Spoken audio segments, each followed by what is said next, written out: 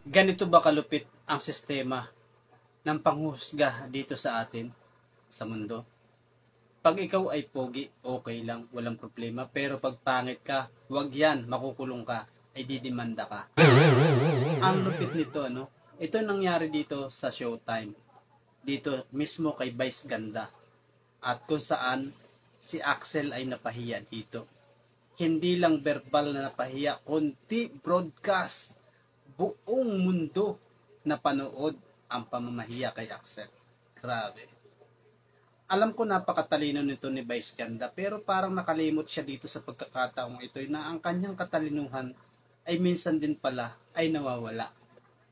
I'm sorry Vice Ganda, pero ito yung katotohanan at reaction ko dito sa video na ito. No? Masyado mong napahiya yung tao.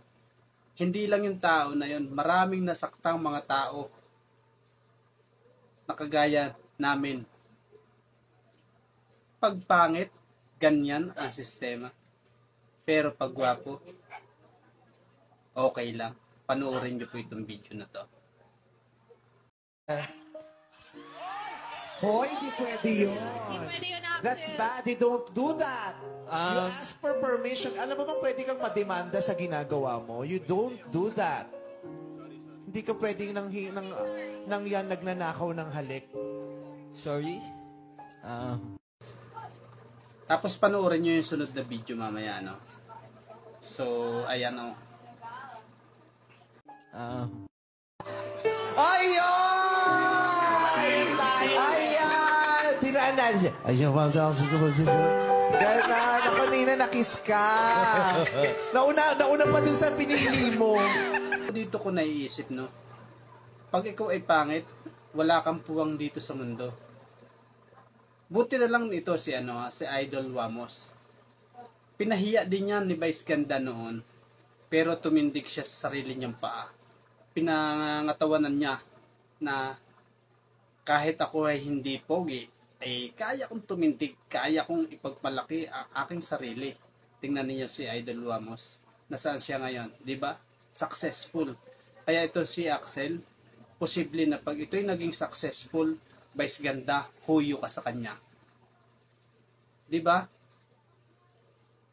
Kahit pala napakatalino ng isang tao, nagkakamali din. Siyempre, kasi hindi lahat ng tao ay perpekto.